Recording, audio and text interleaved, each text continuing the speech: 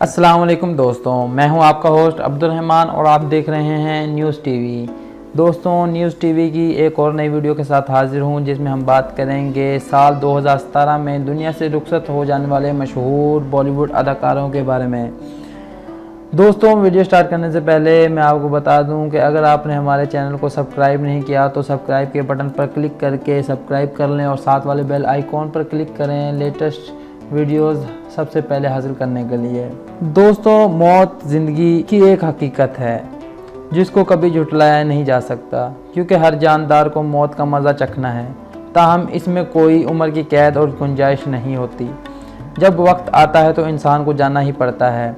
साल के आखिरी माह जारी है और 2017 हमें अलविदा कहने वाला है, तो हमने सोचा क्यों ना आपको रवां बरस दुनिया से रुखसत हो जाने वाले बॉलीवुड सितारों के बारे में बताया जाए।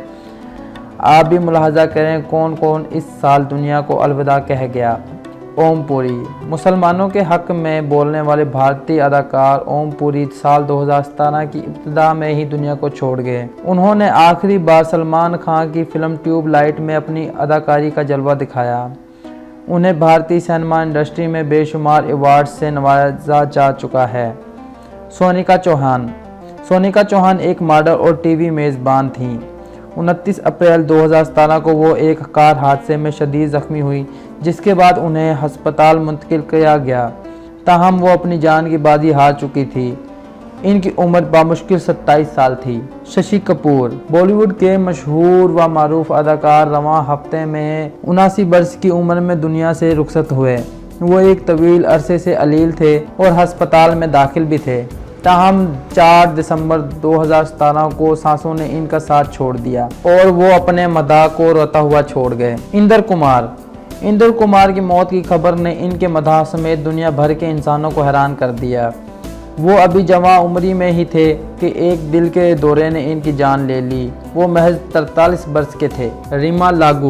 रीमा लागू को बॉलीवुड की पसंदीदा तरीन मां कहा जाए तो गलत ना होगा। उन्होंने अपनी आखिरी सांस 18 मई 2017 को ली।